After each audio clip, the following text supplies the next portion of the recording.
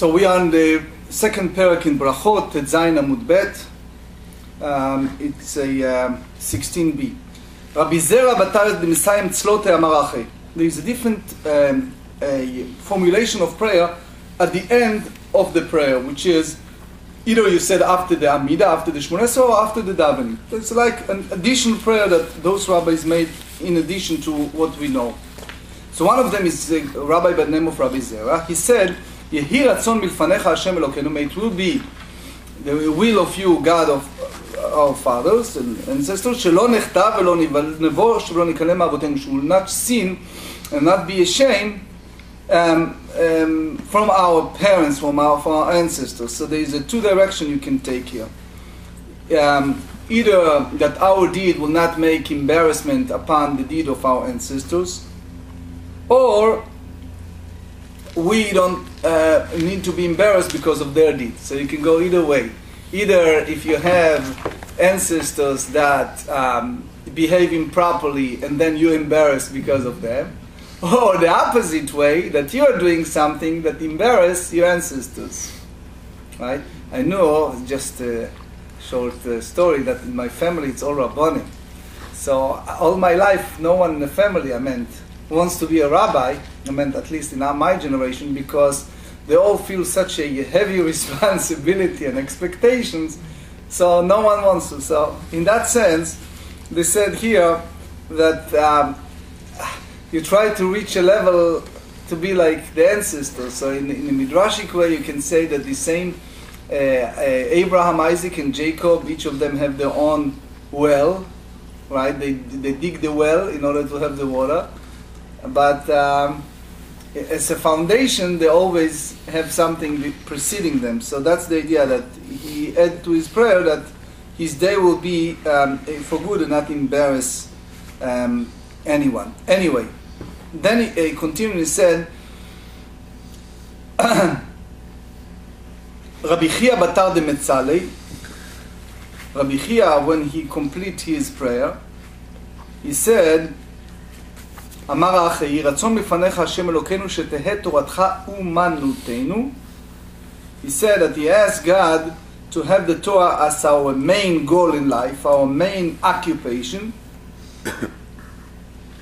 which means that you can do any labor, you can work on a computer, you can work in the constructions, but your mind of engagement of Torah will be all the time. So in that sense, you can have, even in the old days, you can have rabbis that there's all kind of professions, but the Torah, it's part of their omanut. So you can take it both ways. Either that someone is fully occupied with Torah, or that someone that is Torah is part of himself. We just studied yesterday the second parak in Pirkei Avot that said that the proper trait is to combine a worldly works while engaging with the Torah studies. So the combination of both. Ve'al yidve libeinu, ve'al yecheshchu einenu. So ve'al yidve libeinu, which means that in a sense that when you're doing something, sometimes you create all kind of bad feelings. So he meant to say, either is applied to the study of Torah, that our heart will be always engaged of fully understanding, because one thing that happened to people is that they study and they misconstrue, or they struggle with study. So he said that's one way. Another way, if we engage with the Torah doing our daily labor, it should be in such a way that Hashem brighten our eyes to do what is proper. Rav batar tzlot ha'amarachi, Rav, when he completes his prayer, he said as follows: Yehi ratzon milfanecha Hashem Elokeinu. That's, by the way, the blessing that we give for every month, the Birkat HaChodesh. Shetiten lanu, that Hashem give us chayim arukim, length of life. Length of life meaning it's not just length of life, length of quality life. Chayim shel shalom, life of peace. Chayim shel tova, life of goodness. Chayim shel bracha, life of blessing. Chayim shel parnasa meaning that they have livelihoods. There's several ways to get livelihood. There is a blessing of the livelihood. Someone can make a big income and there's a hole in his pocket. So all the money goes to the lawyer and the doctors. So the idea is that you have parnasa, you have livelihood, that it will be a long way. Rabbeinu Bachya ibn Peguda in Shara Bitachon, it's a famous book, Duty of the Heart. So he's in a special chapter that's special, that dealing with trusting in God. So he said, one of the things that happened to a person, you're planting a seed and you're trusting yourself, but you don't realize that after planting the seed, it's a long process that you depend upon God.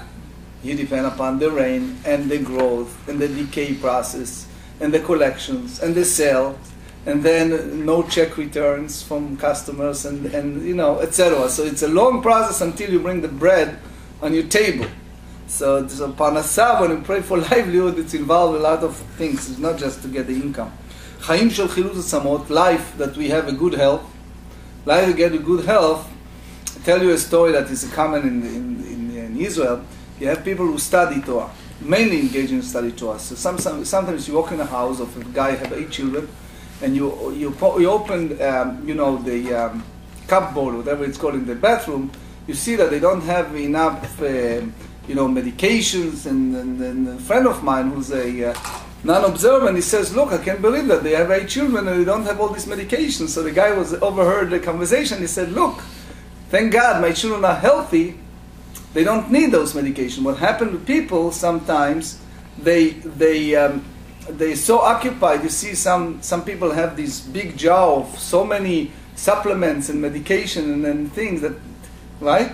So the one of the blessings is Chaim shel chilul tzamot, life, that you have natural health, that your life is really blessing. You don't depend, so addicted to all of this. Chaim sheyesh b'hem yirat shamayim, life that they have fear of God.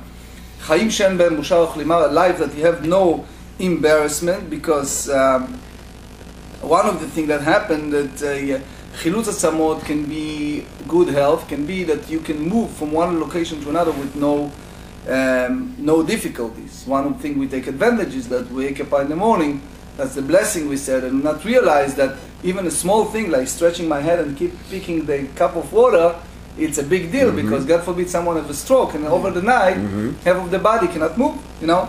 So one of the things here is they said life that is no embarrassment, Chaim shel osher v'chavod, life that have a wealth, proper wealth and honor, which means that the wealth will be with honor and vice versa. Chaim sheteheh banu ahavat Torah v'yirat Hashem, life that we really love and value the gift of Torah and fear of God. Chaim shetmale lanu et kol mishnayot libenu letovah, life that you give all of our wishes for good. What does that mean, for good? So it's a famous explanation that said that in Ashrei we said Retzoni re'av ya'aseh, God will follow the will of His people who fear Him. Ve'ek shavatam, and their prayer and their wishes, their supplication, yishma v'yoshem, He hear and you follow. So the rabbi asked a question, why you need to repeat the same idea twice? And the rabbi said that what happened to people is, Retzoni re'av ya'aseh, a person begging God so many times for something. Let's say a person begging God that he wanted to have this property or this money or whatever it is, that stock, and then he's such a nudnik, so God granted it, and all of a sudden after he won the lottery, he realized that its curse is not the blessing, and now he's begging God, you know what, I don't want that, I don't want this property, I don't want these troubles, or no, I don't want this building, I don't want this, right? So they said, ve'et shavatam, after a person realizes he's mistaken, Yishma v'yoshem, God is such a good God that even in that condition, at the first place, God didn't grant it to him because it wasn't good for him. Many times you pray for things that are not good for you. But then you're pushing so hard, so you get it, and then you realize that it's a mistake. God is so good that even in that condition, He still granted you a second chance. So they said here, Mishalot libenu letovah, that whatever we wish will be for good, that we should really pray for something that is really good for us. So Rabbi Batar Slote Amarachi, Rabbi, after he finished, he said that this is for one of our members here. Listen carefully what he said, what Rabbi, Yehi Ratzon Milfanecha, may it will be Hashem Elokeinu Velokei Avotenu, God and God of our Father, Shetatzilenu, that you save us every day, Me'azei Panim U'Ma'azut Panim, from burdened people, from difficult people, from all kind of people that have all kind of bad attitudes, negative people. Me'adam ra, from a bad person, pegara. Pegara, it's hard to define, but in general, pegara apply to, I don't know if it's a proper definition, but it can be a pain, can be someone who's like a leech that you cannot move, stick and suck your blood, can be, quote unquote great lawyer, right? Can be a lot of something that is happened. Then it's a different nusach, miyetzera, from evil inclination. That's basic nusach Sfard. Nusach Ashkenaz doesn't have that. Mechavera, from a bad friend. So one of the things is that, what is this statement? Larry, what did that statement say? God protected me from, from my friends, from people that, my enemies I know, but protected me from friends. I don't remember the exact statement, but it's basically saying that sometimes you have friends that you trust in them and turn to be a backstabbing and traitor. So here they said mechavera, from a wrong friends, mishachenra, from a bad evil neighbor. That the famous story in the Torah about evil neighbor. No, give me the example. What is the evil neighbor in the Torah? We mentioned that yesterday. Who is evil neighbor in the Torah? Remember that? Someone take from you, borrow. What is the evil neighbor? Example, in the book of Bereshit, who is the evil neighbor? Laban? The guy that departed from Abraham and went to Sodom. Lot. Went to Sodom and Gemarah. So even Lot came from house of Abraham, but since he engaged with Sodom and Gemarah, so he was influenced by the people who live in Sodom and Gemarah, and he became part of them, like it or not. So that's another Shachen Ra. U'misatana mashchit, from Satan. Midin kasher, from harsh judgment, to mibal din kasher, from the opponents, that's very difficult. Ben shu ben brit u'ben sheno ben brit, regardless is a part of our covenant or not. Ve'af al gav dekai meketzutzei alei de Rabbi. So here Rabbi said it even when he recite this, there are officers from the government who are watching what he's saying. And it was a prayer that basically can interpret it as a offensive prayer against those people, but he has such a decency and strength that he prayed. That's another version that he tried to pray that they should not go to such a level of conflict and audacity. So it's a many different, yes. Robert, note 52. I don't have the English one, so you have to tell me. I'm using the Hebrew. I was wondering why he worried about this. Note 52 with respect to what... Read the notes. Let's see, 52. Yes.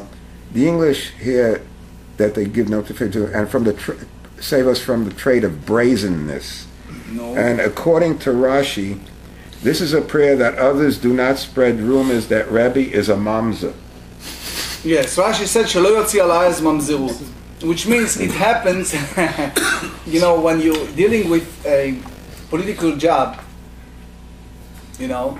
high level of job, dealing with government, dealing with whatever it is, that's problematic, because the minute you have some people who don't like what you said, they can make up things and can just ruin your life terribly, right?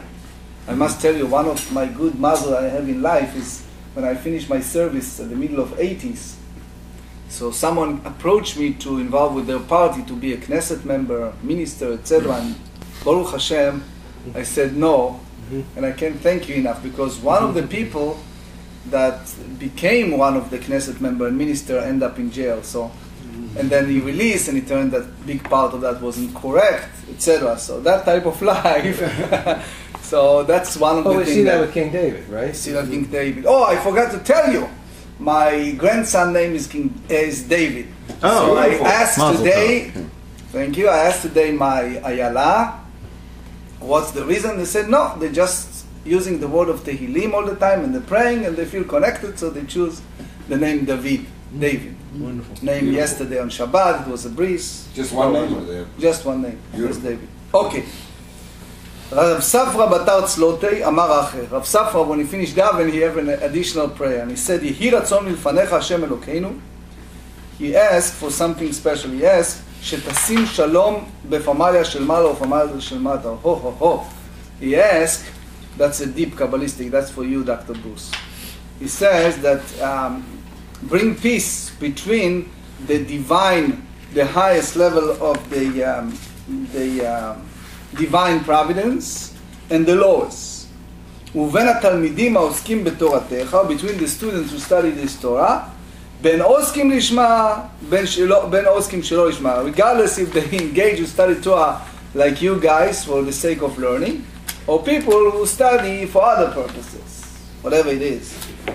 וכל העוסקים שלא לשמה, and all those who engage not for the purpose of real study, יהי רצון, may Hashem turn their heart, שיהיו עוסקים לשמה, that they study Torah for the sake of really study Torah. So here we go a little bit esoteric to do it different ways. One way, when we speak about Pamalia Shel Mala, the heavenly entities and earthly entities, you can say that they can use the literature of Book of Daniel. In the Book of Daniel, in chapter 10, they speaks about heavenly entities. It's like Malachim Marom, the heavenly guardians, that each of them is a minister, angelic minister, try to be in people language, angelically minister, especially that in charge to certain nations. And in that sense, follow the Book of Daniel, when you see a friction or conflict in an earthly world, it's a reflection of heavenly world problems. Very hard concept to understand, but I give you a small example. When we go backward in Kaddish and we said, Ose Shalom Bimromav, Hu Berachamav Yaseh Shalom Aleinu V'al Kol Israel. What does that mean, Ose Shalom Bimromav? May God will make peace in heaven. What does that mean? So follow this teaching is the idea that there are some type of entities. You follow the chariot and all these entities that you see in Ezekiel and Daniel. And when is a conflict there, you see a reflection here. So the only one who created all of that, which we call God, one of God's name is Shalom, is God of peace. So God who made peace in heaven, as a result, He and His compassion makes peace upon us. So that's, yes. You have a situation where you have Israel and Ishmael. And each one of those nations has its own angel. Was it a malach? In a sense, it's a heavenly entities. It's heavenly entities. And they must be in relatively constant friction because there is constant friction between Israel and Ishmael here on earth. Is that correct? That's a very well-known concept. So yes. If that's the case, when Jacob wrestled the angel, who was he wrestling? Very famous interpretation. Was he wrestling the heavenly entity associated with Esau? Okay. Maharal said it, the great rabbi of Prague. Maharal. He said that that's not, Jacob did not wrestle physically in that sense with a human. One of the interpretation in that text, it was a heavenly war. It reflects, they said that when the sun about to rise, things turn around, when it dawn.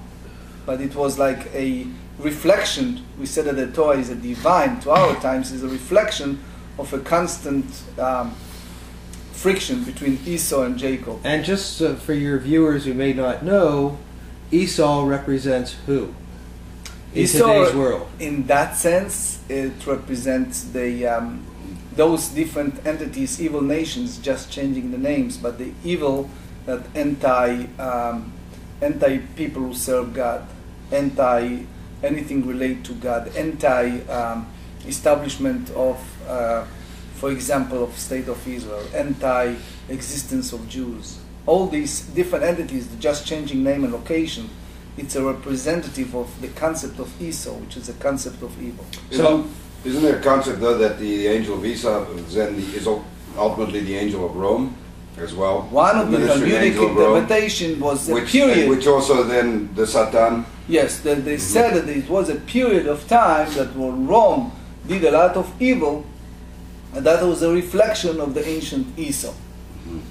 But the Gemarah said in the same location, they said that it's the same thing. Hu Yetzer Hara, Hu Satan is the same entity, is just using different name. Hu Malach HaMavet is a different name, but it's the same, It's all the same evil entities. heavenly entity. Isaiah said it, in the book of Isaiah, it said, Yotze Or, God created light, and the Yotze Boreh Chosher, Ose Shalom, God created peace, Uboreh Ra.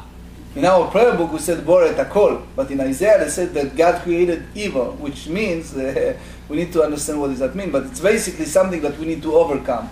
God gave us the potential to overcome anything that we, in other words, God don't give us any entity that is above our ability, but part of the challenge is the challenge evil, to overcome evil. If the struggle was a name. spiritual struggle with Yaakov and the angel, then Right. how do we account for the physical injuries to Yaakov, where it even says afterwards that he was still limping on his leg? Excellent point. Some say that the physical injury, it's a reflection to that part of the body, which is the part that needs to be sanctified properly. Some say that it's applied to the sinew, which is the mitzvah of Gid and Asher, that we are forbidden to eat even animals, that any type, any type of animals that they involve. So, I mean, was it kind of a spiritual injury as well? So Those who follow this teaching speak spiritual, those who speak physically. So it was an entity, some type of ish, some type of entity that well, they it physically says fight. ish, I mean, but Ish. So the big question, what is ish means, especially since that person gave him the name, and he changing his name to Israel, which is a Sar'el, that someone who overcome godly entities. It's a very hard concept. But anyway, back to this subject. So he prayed that it will be a peace. When he's done with all his prayer, it's peace. So another school of thought speak about the peace among the students, among the sages, which means, again, we believe in our theological ability, which means we believe that when we say Mishaberach, someone in New Zealand can be healed. So we believe that when we study Torah, it's reflected to the whole world. So therefore, he prayed that it will be a peace, in a sense that when people argue, it should be a respectful argument, agree to disagree. So therefore, he create peace in this world, which reflected the world above. As you know, yesterday I mentioned that I'm not shaving, the other people not shaving. It's because this is a period of the student of Rabbi Akiva that died because they are disrespectful to each other. So in that sense, part of our tikkun at this time, until Lag BaOmer, is the mourning period, that we mourn over what? Over event of people who are scholars but disrespectful to each other, and as a result, this, yes. So are we to understand that these entities that have friction in heaven, for lack of a better word, affect us here on earth? Yes. However, is the reverse true? Meaning that when we have frictions on earth, does it in turn affect what happens in the heavenly court? I can prove it to you. One of the reasons we say Kaddish and we light candles and we say Mishnayot, it's because we believe that our action here affected the soul of the deceased, who no longer physically among the living. Which means we believe, like many other faith groups, we believe that we have an ability to affect the world above. Anyway, they said here, Rabbi Alexander Batar Tzlot Amarachi. Rabbi Alexander, when he's done davening, he said as follows: Yhi ratzon mifanecha Hashem Elokeinu sh'ta'amidenu b'keren ora, ve'al ta'amidenu b'keren chashecha. So there is a double meaning of that word. That keren is like v'yarem keren meshicho. That it's a like uplifting, right? So keren ora is a light, special brightness, very brightened or firmament of light. That it's that it can go either way, can go up, can go down, right? So the one way that's lachse, that one way it's applied that will uplift it. When he said here, ve'al yidve libenu ve'al yecheshchu eineinu, that in other words that it's not just that we involve in goods, that the outcome of our good will take properly. There's several interpretations here. Anyway, when he's done with his davening, he said as follows: Master of the universe. Yeah. Excuse me, Rabbi, I hate to interrupt. Okay. But do you know where the children's Hebrew class would be? Here. In this room. We're done soon. They can come here now. Okay. Rabbi Alexander, so he said, Master of the universe. גלוי וידוע לפניך, you know that שרצוננו לעשות רצונך, that our will is to do what you ask us to do. That's in the heart of our hearts, we want to do what ומי מעכב, what really the reason that we are not properly doing what you ask us to do, שאור שבעיסה.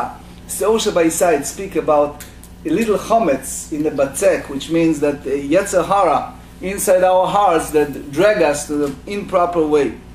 V'shiabud galuyot, and the fact that we are such an environment that influence so badly our lives. Yehi ratzon milfanecha, may it will be your will, שתצילנו מידם, that you save us from this, ונשוב לעשות, and we return, לעשות חוקי רצונך בלבב שלם, that we should do what you want with full heart.